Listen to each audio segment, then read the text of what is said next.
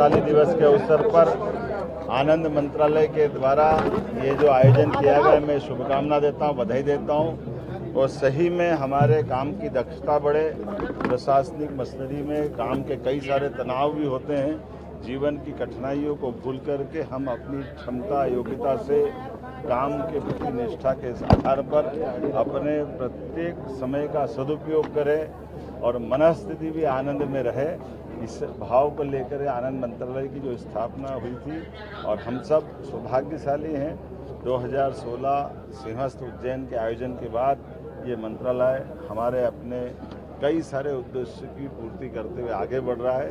उम्मीद करेंगे अंतर्राष्ट्रीय खुशहाली दिवस के अवसर पर हमारे विभाग के माध्यम से इस आयोजन का भी हिस्सा बने और भविष्य को लेकर भी इस पे काफ़ी काम किया जाना है।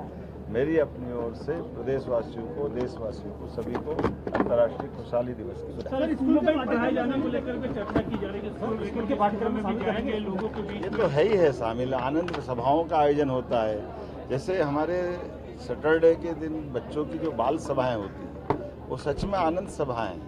हमारे लिए विषय को सही से रखना, सही से बात करना, और ये तो भगवान कृष्ण की लीलाओं में ध्यान में आता है कि कालिया नाग के ऊपर भी कैसे मुस्कुराया जाता है। आनंद की बात। आज का कार्यक्रम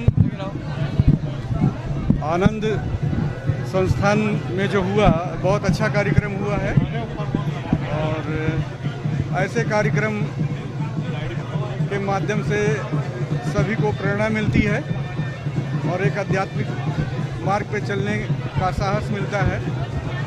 और मैं चाहता हूं कि ऐसे कार्यक्रमों के माध्यम से जन जन तक आध्यात्मिक विचार पहुंचाए जाएं, राष्ट्र के प्रति जागृति, समर्पण, सद्भाव मिलेगा। और ऐसे कार्यक्रमों अभी जो है आप लोग 2:30 बजे के बाद आइए। स्वामी जी बड़ा विस्तृत रूप से आनंद क्या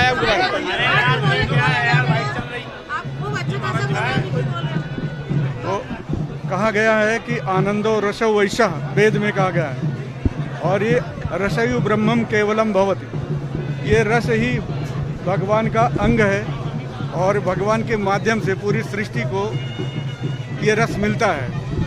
तो ये आनंद और रस जिसे कहते हैं लव और हेट से दुनिया चलती है। तो इंसान को आगे बढ़ना है तो अपने जीवन में लव का विस्तार करना चाहिए। लव ही एक ऐसा सब्सटेंस है जो सारे वस्तु को, इंसान को, प्रकृति को, मानव को जोड़ता है। और हेट एक ऐसी चीज़ है जो सबको दूर कर देता है, सब में विकृति ला देता है। तो हम सबको अपने जीवन में एक ऐसे तत्व का विस्तार करना चाहिए जिसे लव कहते हैं। तो लव इज गॉड, भगवान क्या है? लव है। तो प्रकृति ने अपने लव का विस्तार किया तो मानव सभ्यता विकसित हुई, प्रकृति विकसित हुई, संसार का विस्तार हुआ। और प्रकृति जब हेट में चली जाती है तो संसार का विनाश होने लगता है। तो लव और हेट से, अट्रैक्शन और रिपल्सन से ये दुनिया चलती है और दुनिया व्यक्त होती है। ईश्वर गॉड अपने को दो माध्यम से व्यक्त करता है, लव और हेट के माध्यम से। दो एट्रीब्यूट हैं भगवान को जानने के लिए, लव एंड हेट।